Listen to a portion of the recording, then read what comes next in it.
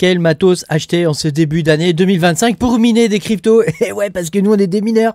Bah, je te montre tout ça dans cette vidéo. Pense à me mettre un petit pouce bleu, à t'abonner à la chaîne si t'es pas abonné. Tu peux me soutenir en allant sur patreon.com/makertronic. Voilà, tu pourras mes vidéos exclusives sur le minage de crypto-monnaies. Sachant que moi, mon but, c'est d'arriver à trouver les coins intéressants à miner. Déjà de 1 pour la rentabilité, ce genre de truc. Mais surtout, de faire du spike mining. Moi, c'est surtout ça mon truc. C'est-à-dire d'arriver à dégoter les cryptos avant que tout le monde les trouve. Dans la mesure du possible. Bon, après, il y en a toujours qui sont plus rapides que moi, pour certains, bravo. Mais voilà, dans l'idée, c'est à peu près ça. Alors, actuellement, moi, je ne mine qu'avec des cartes graphiques et avec des processeurs. Je mine quasiment pas avec le reste, c'est-à-dire je mine pas avec les HDD, j'ai arrêté, et avec les SSD, pareil, j'ai arrêté, et je ne mine pas non plus avec des ASIC, sauf pour Bitcoin où j'ai un petit ASIC qui tourne, voilà, mais rien de foufou, j'ai pas un énorme ASIC, tu sais, comme certains là, donc voilà, j'ai pas trop ça moi. Donc moi je suis plutôt sur du matos comme ça. Alors c'est intéressant d'acheter du matériel comme ça pour miner avec, parce qu'on peut le revendre quand même au bout de 3 ou 4 ans d'utilisation à un prix qui reste raisonnable. Donc on perd pas trop d'argent et en plus on risque d'en gagner en minant. Donc c'est plutôt pas mal et puis en même temps c'est une passion. Voilà, faut savoir s'amuser dans la vie et savoir faire autre chose que travailler. Parce que bon, malgré tout, dans la vie, si on fait pas autre chose que travailler, après c'est pas drôle. Alors, on va commencer avec les cartes graphiques. Donc je te montre par rapport à ce que j'ai moi. C'est-à-dire que je vais pas te proposer du matos que j'ai pas. Parce que au moins celui-là je l'ai, je sais que j'ai pas de souci avec et je sais que ça tourne, donc je te fais voir, parce que j'ai d'autres matériels que je vais pas te proposer parce que j'ai eu des petits soucis avec, eu des petites histoires, des trucs comme ça, donc je vais éviter de te proposer ce genre de matos. On va plutôt aller sur ce que je connais, sur ce que je sais qui me fonctionne bien et qui est une valeur sûre. Alors au niveau des cartes graphiques pour miner, ce qui est intéressant, donc ce sont les 5060 Ti 16 Go. Donc là c'est la Shadow chez MSI, donc carte que j'ai, qui est très bien.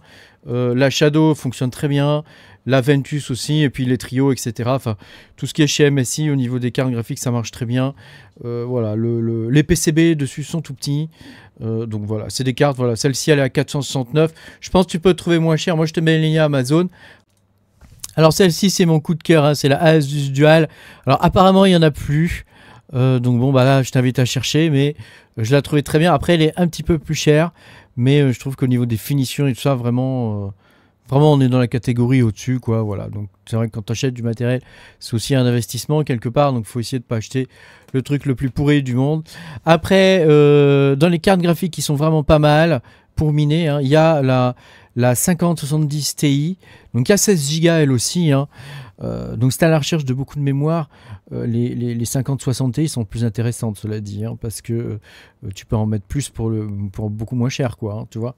Donc par exemple, si c'est pour faire tourner au Lama ou des choses comme ça, tu peux en mettre plus, quoi. Alors en plus, ça te reviendra à moins cher. Donc, on est quand même à 859 balles. Je pense qu'on peut en trouver dans les 780, 800 balles, je pense. Mais voilà. Donc il y a KFA2 qui est une marque que j'aime bien, donc que j'ai à la maison, et il y a celle-ci, donc ça c'est celle qu'il y a dans mon PC là. Celle-là c'est la MSI Shadow 3. Je crois même que j'avais fait une vidéo où je teste cette carte là, voilà. Alors elle est montée un peu de prix maintenant, mais voilà, c'est une très très bonne carte. Elle a aucune fioriture, pas de RGB, pas de machin, pas de jolis trucs. Voilà, mais elle fait le job, quoi. Elle fait le job et elle le fait bien, quoi. Donc tu vois, en mining GPU, voilà, c'est ce qu'il y a en ce moment. Donc il y a des coins qui sont intéressants à miner en GPU. Après, voilà, c'est toujours un peu, voilà, faut savoir lesquels et tout ça. C'est toujours ça le nerf de la guerre. Alors après, au niveau des processeurs, du mining CPU. Donc ce que moi je te conseille en ce moment, c'est le 9950 qui est au prix de 522. Tu peux le trouver d'occasion aussi sur le Bon Coin dans les 450-500 balles. Voilà, on trouve aussi les 7950X. Ça marche aussi très bien. Moi, j'ai quasiment que des 7950X. J'ai un 9950X. Voilà, les X3D sont trop chers. Ils sont quasiment 200 € plus chers, donc ça vaut vraiment pas le coup d'acheter ça. Voilà, ceux-ci vont très bien, ça fonctionne nickel. Et voilà, je trouve que c'est un bon rapport minage prix, quoi. Je trouve personnellement.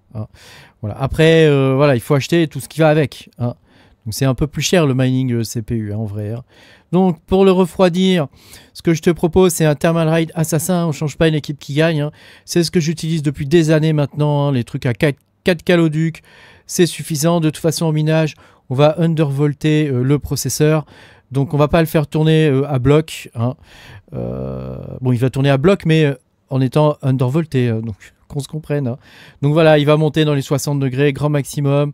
Allez, 70 quand il fera 40 dans ton garage. Mais voilà, normalement, ça c'est suffisant. 4 caloducs, tu vois, ça fonctionne bien. C'est du solide, hein. Moi j'utilise que ça. Et ça marche vraiment très bien. En plus, c'est adaptable hein, pour AMD, AM4, AM5 et pour Intel, c'est 1700. 1150, 1151 et 1200. Donc c'est pas mal, tu vois, tu peux l'adapter à plein de trucs. J'en ai même un d'une machine que j'avais vendue, un 3900, et j'ai pu l'adapter, tu vois, sur un 7945HX, tu vois. Donc bon, hein, comme quoi, en termes de matos, on peut arriver à réutiliser des trucs. Hein. Alors après, il te faut du stockage là-dessus. Donc tu vois, il te faut un SSD. Donc ce que je te conseille, hein, c'est un Crucial. Le P3, P310, voilà. Peu importe, hein, tant que tu prends de la marque. Voilà, là, celui-ci, c'est un Crucial. 1 Tera, c'est suffisant. Pas la peine de prendre plus, franchement, ça sert à rien. Et pour 65 balles, ça suffit. Ne prends pas des Chinois parce que ils ont une puce contrôleur qui est pourrie. Et quand tu fais des grosses copies de fichiers, les débits s'effondrent. Et le truc chauffe, les débits s'effondrent. Donc vraiment, essaie de prendre de la marque. Crucial par exemple, c'est très bien. Voilà, Samsung, tu vois, ce genre de truc quoi. Voilà, des trucs de marque, c'est mieux que. Au moins, tu es sûr que ça va tourner quoi. Hein. Moi, j'ai 4 SSD dans mes PC. Là, quand je fais des transferts, j'en ai un qui est chinois. Je vois tout de suite lequel c'est. C'est tout de suite. Hein. Alors, il te faut ensuite de la mémoire. Eh oui, de la mémoire. Alors là, tu as le choix. Il y a des coins où il faut beaucoup de mémoire parfois. Hein, donc des fois il faut 64 Go, des fois 32 c'est largement suffisant normalement, mais dans certains cas il faut 64. Alors moi j'ai qu'une seule machine qui a un 64, toutes les autres elles sont à 32 et je pense que 32 honnêtement pour miner c'est suffisant. Tant pis si tu loupes un coin parce que il faut 64, que veux-tu que je te dise hein, voilà. Par contre prends-la bien en 6000 hein, et CL30, ça c'est le plus important. Alors là je t'ai mis de la Corsair parce que c'est ce que moi j'utilise hein. De la Corsair ou de la G-Skill. Quand je trouve la G-Skill, je la prends parce qu'elle est garantie à vie. Mais sinon, la Corsair fait bien le job. Hein. Voilà. Il y a eu des problèmes au tout début sur la Corsair, mais là, maintenant, c'est terminé. Ça fonctionne bien. Et voilà, je crois que j'ai les 3/4 de mes machines qui ont de la Corsair. Et en plus, moi, c'est de la RGB. Et ouais, avec des petites lumières et tout, attends. Voilà, et puis évidemment, pour supporter tout ça, il te faut une carte mère qui va bien. Alors, les cartes mères, c'est toujours un choix un petit peu compliqué. Parce que ça peut vite monter en prix, pas forcément pour grand chose. J'ai un moustique qui me tourne autour pendant que je fais la vidéo là. Si tu me vois m'agiter, c'est que j'essaie de tuer le moustique. Donc tu vois, des fois tu as des cartes mères qui coûtent très cher pour pas grand chose. Là l'idée c'est d'avoir une carte mère qui te permet de fonctionner avec ton processeur que tu vas brider. Parce qu'évidemment mettre un 9950X sur une carte mère où il y a quand même relativement peu de phases, tu vois, où il y a le minimum en termes de phase d'alimentation.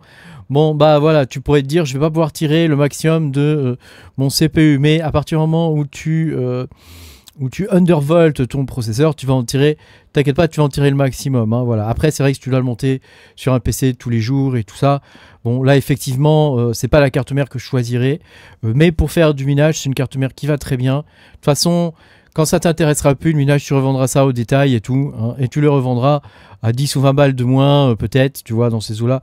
Donc t'inquiète, ça fonctionne bien, hein, c'est du vécu tout ça. Hein. Alors, moi je te propose la Asus Prime. Pourquoi Asus parce que Asus, ils ont un BIOS qui est hyper stable.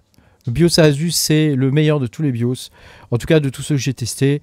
Et j'en ai pas mal hein, dans mon garage, hein, mais j'en ai 6 ou 7 des cartes comme ça, et franchement, ça marche très très bien, j'ai aucun problème. Hein. J'en ai même d'autres, des modèles un petit peu au-dessus avec le Wi-Fi, que j'utilise pas. Ça me sert à rien. Mais voilà, je suis très content de ces cartes-là, elles fonctionnent très bien. J'ai eu aucun problème sur ces cartes-là. La toute première que j'ai eue, il y avait un bug au niveau du BIOS. Il fallait brancher un SSD en SATA pour que ça fonctionne. Voilà, pour que le truc boot. Sinon, ça mettait un quart d'heure à démarrer, c'était insupportable. Mais depuis, voilà, il faut bien faire les mises à jour du BIOS. Et franchement, ça fonctionne très très bien. Elle chauffe pas trop hein, au niveau des... Ici, des VRM, ça chauffe pas trop. Donc, on est pas mal. Bon, tu as des VRM ici, tu vois, en haut, qui sont à l'air libre. Bon, écoute, elles chauffent aussi, hein, mais moins quand même que celles qui sont sous le radiateur. Et normalement, avec le flux d'air qui va... Bon, ça fonctionne bien, quoi. Hein, ça fonctionne bien. Moi, j'ai eu des cartes qui avaient des VRM qui étaient à 115 degrés. Elles ont miné pendant des années avec des VRM à 115 degrés. OSEF, quoi. Je veux dire, c'est des puces qui sont faites pour ça. Hein, donc, bon, à un moment donné aussi, hein, voilà, c'est au niveau de... Tant que tu restes dans les specs des puces, tu vois, il n'y a pas de souci, quoi. Là, bon, si en plus, tu as, tu vois, un petit dissipateur, bon, ça marche bien, hein, je veux dire, c'est suffisant. Et le PCB est de qualité, et ça fonctionne bien. Après, c'est vrai que pour acheter une carte pour un PC de tous les jours, bon, je prendrais pas ça, hein, tu vois. J'irais plus sur une MSI Mag... tu vois, X870E par exemple, tu vois, parce qu'il y a plein de ports PCI, parce qu'il y a plein de raffinements et de trucs comme ça. Hein, bon, enfin, c'est une carte qui coûte quand même 300 balles. Hein. Toi, tu achètes 3 des cartes comme ça, tu te rends compte? 3 cartes comme ça pour une carte comme l'autre. Alors que bon, à mon avis, les fonctionnalités ne justifient pas le fait que, voilà, cette carte-là suffit amplement, sachant que de toute façon, tu pourrais dire, ouais, t'as que 2 slots mémoire. De toute façon, en DDR5, espère pas en mettre plus, hein, tu vas devoir faire tourner ta mémoire plus lentement. Donc, honnêtement, d'avoir plus de slots, ça sert à rien. Ça ne sert à rien. Hein. 2 slots, c'est largement suffisant. Et je crois même que pour la compatibilité, pour les nouveaux processeurs qui vont arriver, les processeurs de la nouvelle génération d'AMD, il faudra que ta carte mère n'ait que 2 slots, d'après ce que j'ai compris. Hein. Donc, bon, après, je sais pas. Hein, ça, c'est à confirmer. C'est des rumeurs. C'est des rumeurs, c'est à confirmer. Voilà ce que je peux te montrer comme matos. Hein, et c'est ce que j'ai, moi, dans mon garage qui mine. Hein, voilà. J'ai des gigabytes aussi. J'ai du MSI en carte mère qui mine. Mais vraiment, en carte mère, le BIOS Asus, il est à mi-BIOS. Hein, il est inégalable. Hein, c'est un BIOS qui était avant qu'on pouvait retrouver sur plusieurs types de cartes mères. Et il a été racheté par Asus. Hein. Tu sais, Asus, c'est les fabricants de Dell.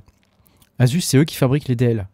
Hein, à l'origine, Dell a sous-traité toute sa fabrication à Asus. Donc, quand tu achètes du matos Asus, normalement, c'est du matos qui est quand même de bonne qualité, a priori.